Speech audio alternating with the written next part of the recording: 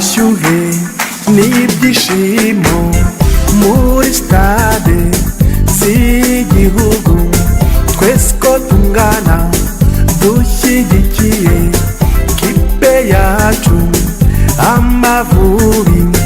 Dore abafana ngo barogeza bigatinda kakahava, ni byiza kubona uko bakunda bahoza ikipe yabo ku mutima.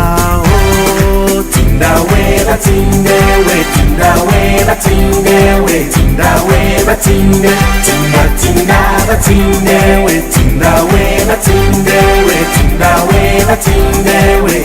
Dufasha cyane aba mu mibereho yaba mu byo tubona nk'abakinnyi ba match, so kuva ko ari mpamvu Amavubi ari kwitwara neza. Akabazo kanywa k'amatsiko kugira ngo ni numwe muri generation yawe nisije umukinnyi watanze ubuhamya bijyanye n'iby'amarozi yatumye adakina, umaze kugira experience wakinnye mu Rwanda no hanze yabo, biriya bintu byo kujya mu mafumu n'amarozi muri football birakora? Ese wigeze wowe usabwa kubikoresha cyangwa se warabikoresha? Ntabwo nabwo ko bikora, biterwa na buri muntu n'imyumvire ye, so njye ntabwo mbizi kandi sinzi niba bikora cyangwa bidakora, ko ntabwo ndabikoresha njye. Nta n'uwagusabye kubikoresha? Nta n'uwagusabye kubikoresha, ko natangiye gukina. Murakoze cyane.